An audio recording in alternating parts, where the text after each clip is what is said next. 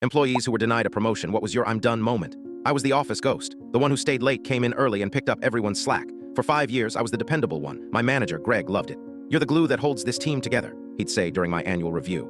But when the senior analyst position opened up for the third time, he gave it to someone with half my experience. His reason: "You're great at your current role, but you just lack that leadership initiative." I was gutted. Lacked initiative. I had trained every new hire for the last 3 years and single-handedly saved our biggest account when Greg forgot to submit the renewal paperwork. I didn't say anything. I just nodded and went back to my desk.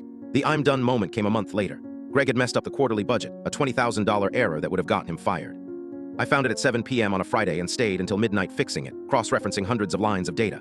I left him a quiet email explaining how I had rebalanced everything. On Monday morning, the district manager was in the office for a surprise visit. He was furious about the initial budget report he'd seen. Greg, in front of everyone, pointed his finger at me.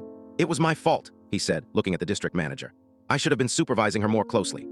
Her work has been sloppy lately." He threw me under the bus to save himself, using the very mistake I had fixed for him as evidence of my incompetence.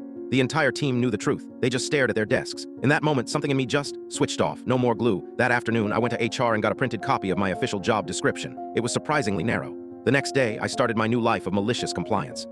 When a junior employee asked for help with a report, I said, "That falls outside my official duties. You should ask Greg." When a server crashed after hours, I let it stay down. My job description didn't mention after hours its support. I simply did my work exactly as it was written on that piece of paper, nothing more, nothing less. The office descended into chaos within a week. Deadlines were missed. Reports were filled with errors. Greg was running around like a headless chicken, trying to put out all the fires I used to handle silently. He couldn't fire me. My performance reviews were perfect. I was doing my job to the letter. He had to approve overtime for 3 other people just to cover the work I used to do for free.